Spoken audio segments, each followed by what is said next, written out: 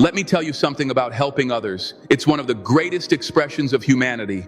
Extending a hand to someone in need speaks volumes about your character, your compassion, and your belief in lifting others up. But, and I say this with all the seriousness it deserves, not everyone deserves your help. Sounds harsh, doesn't it?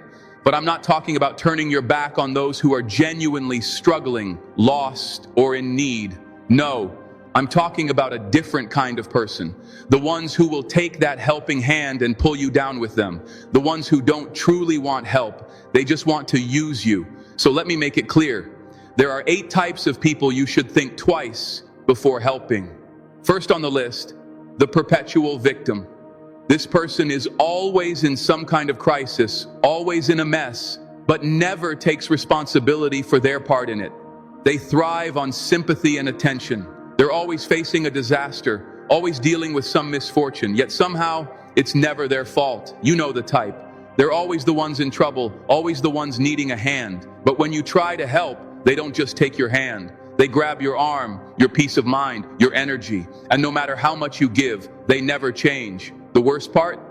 They thrive on the attention their suffering brings. They get stuck in a cycle where everything is someone else's fault, where nothing is within their control. You might help once, maybe twice, but when you start noticing the pattern, when you realize that no matter what you do, they stay the same, it's time to step back. You're not helping them. You're enabling them. You're feeding into their dysfunction. It's tough because you want to help, especially when someone is struggling. But you have to understand there's a difference between supporting someone who is actively trying to change and enabling someone who refuses to take responsibility. Helping is about lifting someone who is willing to stand. Enabling is carrying someone who refuses to walk. Eventually, you have to recognize that you're not doing them any favors. You're just prolonging their suffering. And in doing so, you are sacrificing your own peace. You have to know when to walk away. I'm not saying you should turn your back on them entirely, but you must stop letting them drag you into their endless drama. Save your energy for people who truly want to change, who are willing to rise, who are open to growth. Not everyone is ready at the same time, and you can't force it. Second, the chronic complainer. You know the type. No matter what happens, it's never enough. You could give them the world, and they'd still find something to gripe about. You could move mountains for them, and they'd complain about the view. And the thing is, you try to help, you try to fix things, but it doesn't matter. It's never good enough. They don't appreciate it. Instead, their negativity starts to drain you. It's like a parasite slowly sucking away your energy, making you doubt yourself, making you question whether you are the problem. But it's not you, it's them. Being around someone who constantly complains is like being pulled into their world of negativity. They don't want solutions. They don't care about fixing things. They just want to be heard, to have an audience for their grievances. And that is not a healthy dynamic. You have to understand that someone who is never satisfied will never be satisfied with you. You could give them everything and they would still find something wrong. Helping them is like trying to fill a bucket with a hole in it. No matter how much you pour in, it will never hold. And in the end, you are left empty. So what do? You stop trying to fix someone who doesn't want to be fixed. You stop pouring into something that's never going to hold. Some people are stuck in a mindset of complaint. They don't want to change. They don't want to move forward. They just want to stay where they are and talk about how bad everything is. And you can't afford to let that consume your time, your energy, your spirit. Not everyone is open to the solutions you offer. Some people are comfortable in their misery.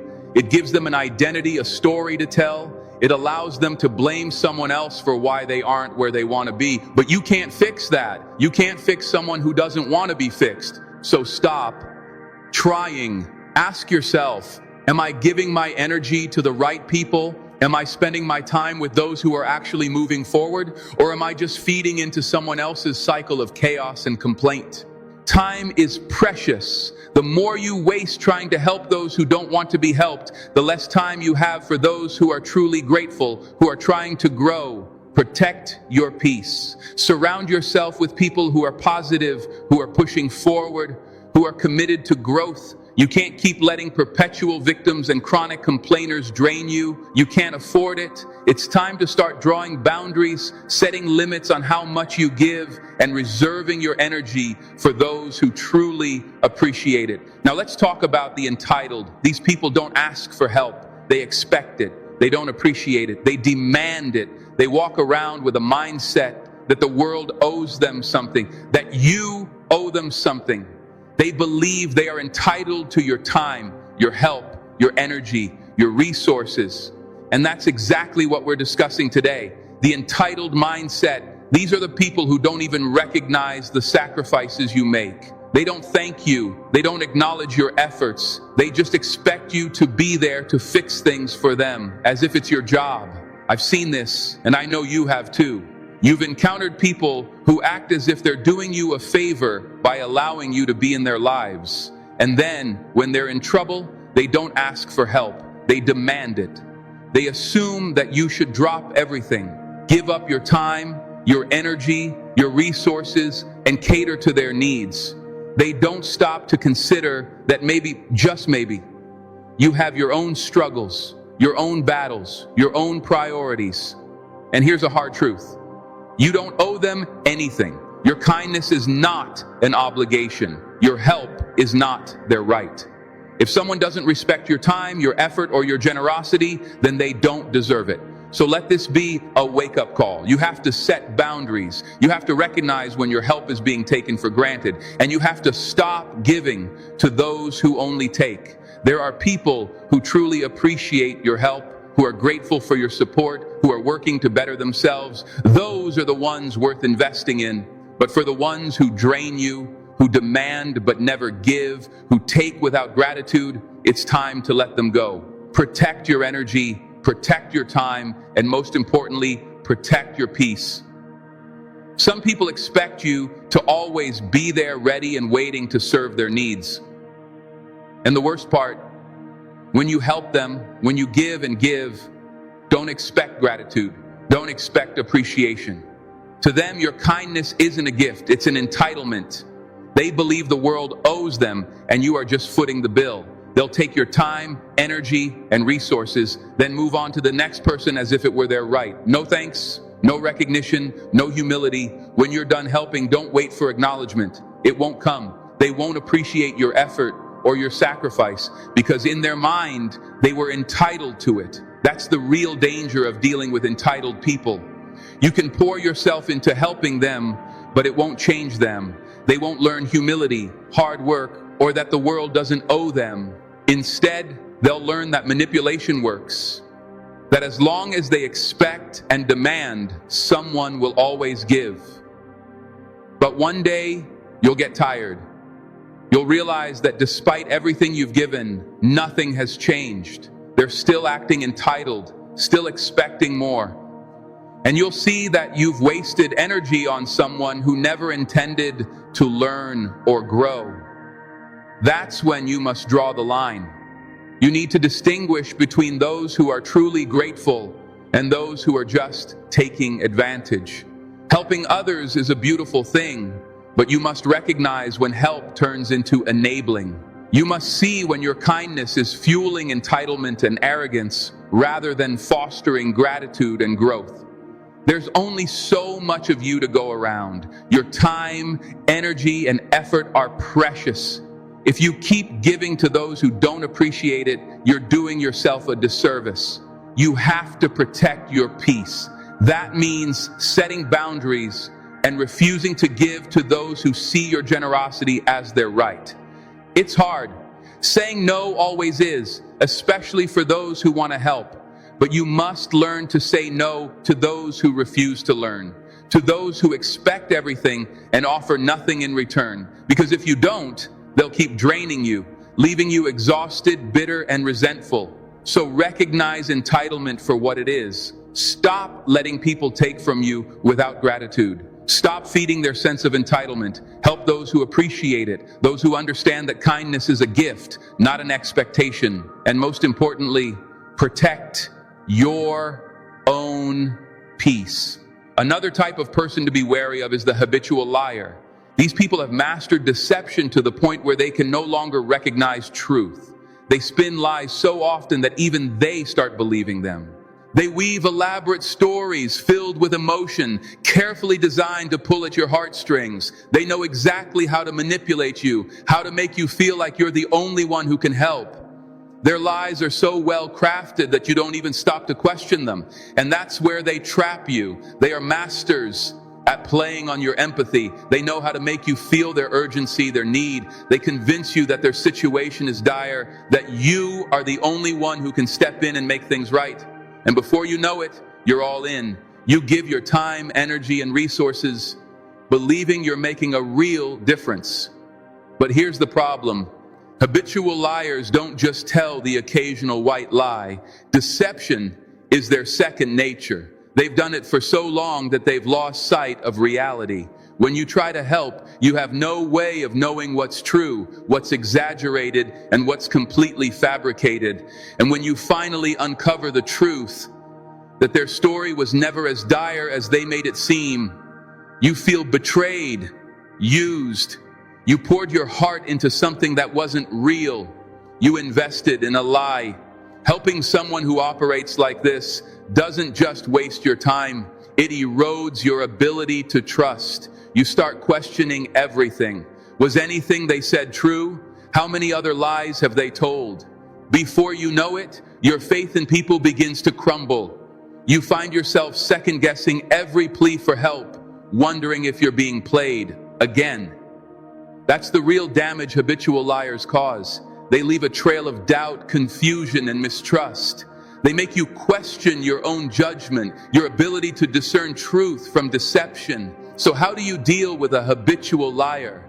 First, recognize them for what they are. Stop making excuses for their behavior. Stop telling yourself that maybe, just maybe, they're telling the truth this time. Because the more you buy into their lies, the more you enable them.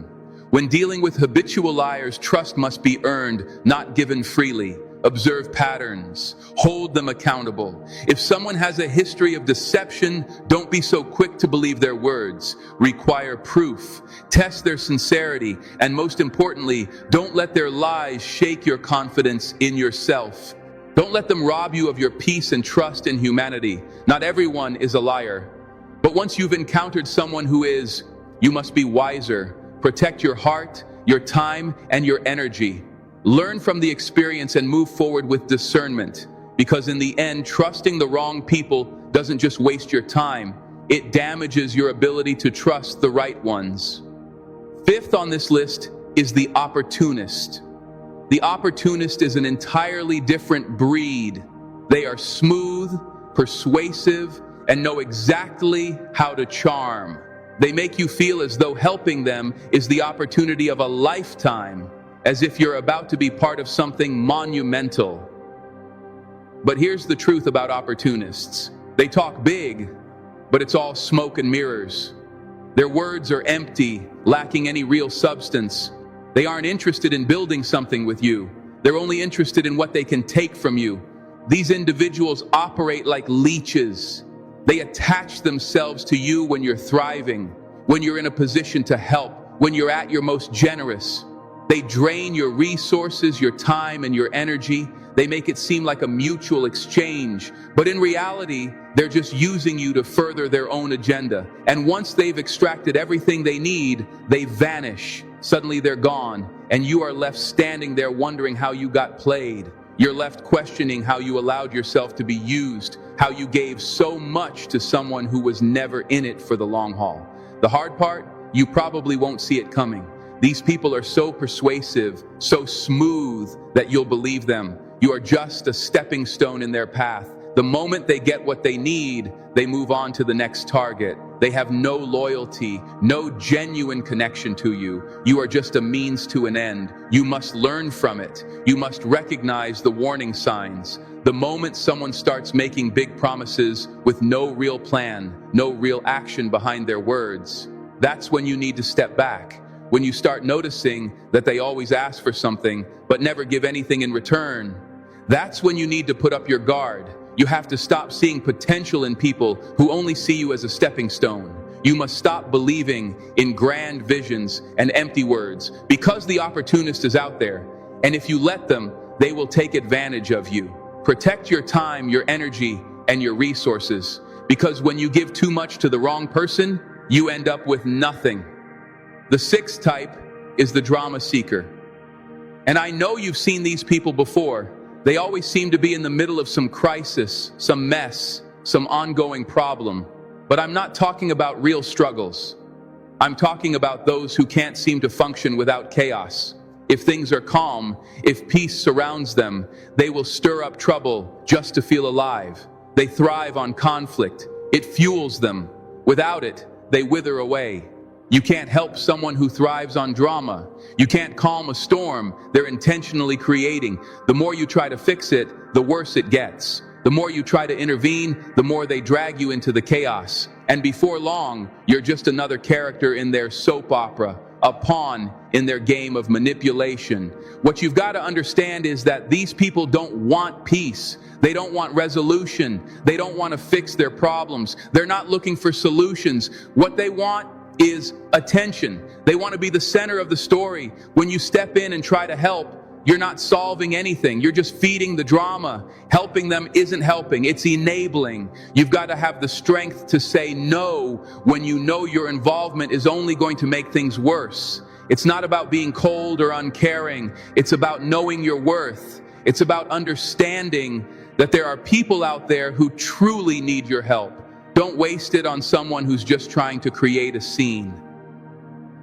Guard your peace and watch how your life changes when you stop letting them drag you into their storm.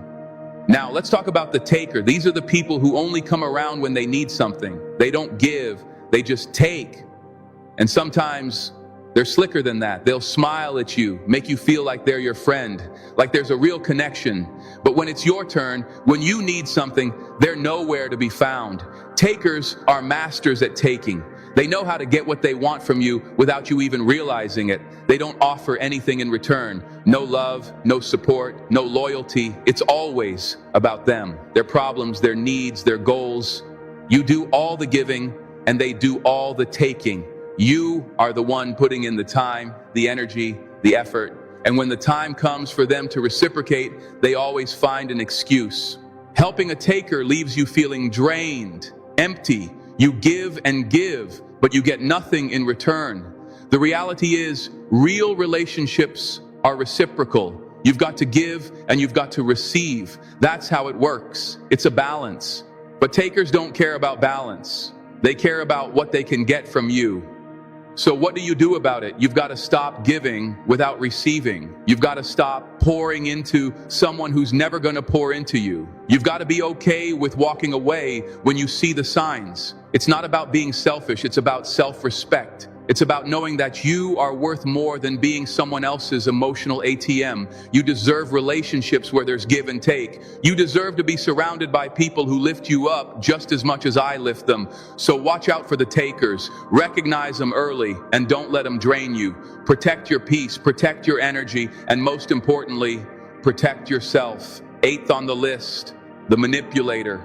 These individuals don't just seek your help. They crave control. It's not enough for them that you do something kind. They want to own you. They twist situations to center themselves. And before you realize it, you're no longer acting out of generosity, but out of obligation. It's no longer kindness. It's surrender. They study you, pinpoint your weaknesses, and learn what buttons to push. They weave just enough of a story to evoke your empathy. And before you know it, you're saying yes when you mean no.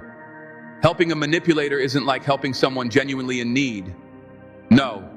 Helping a manipulator is like feeding a beast that only grows hungrier. The more you give, the more they demand. They don't appreciate it. They don't learn from it. They just take. And for them, it's never enough. It's about power, about control, about bending you to their will. You think you're being kind. You think you're helping. But in reality, you're enabling them. You're giving them more power, more control, and sacrificing your own peace. The only person's happiness you're responsible for is your own. They'll make you feel selfish, like a terrible person for saying no, even when deep down you know that helping them will do more harm than good. So you give in. And in the end, you're left feeling empty, used. Helping a manipulator isn't kindness. It's not generosity. It's surrender. You're surrendering your peace, your time, your energy, and your self-respect. And that's something you cannot afford to give away. You must be strong enough to say no.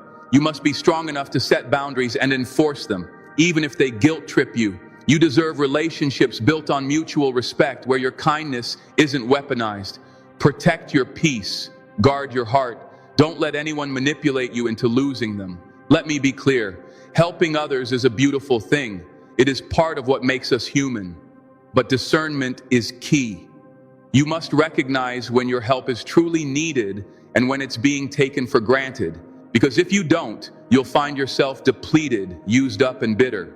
So before you offer help, pause and ask yourself, is this person seeking growth, improvement, reciprocity, or are they one of these 8 types? Because helping the right people enriches your soul, but helping the wrong ones drains it. And you, my friends, deserve to walk through life with your energy intact, your spirit uplifted, and your kindness reciprocated. Choose wisely who you give your time, your help, and your heart to. Not everyone deserves a front row seat in your life. Once you understand that, you won't just be a better helper, you'll be stronger, wiser, and happier.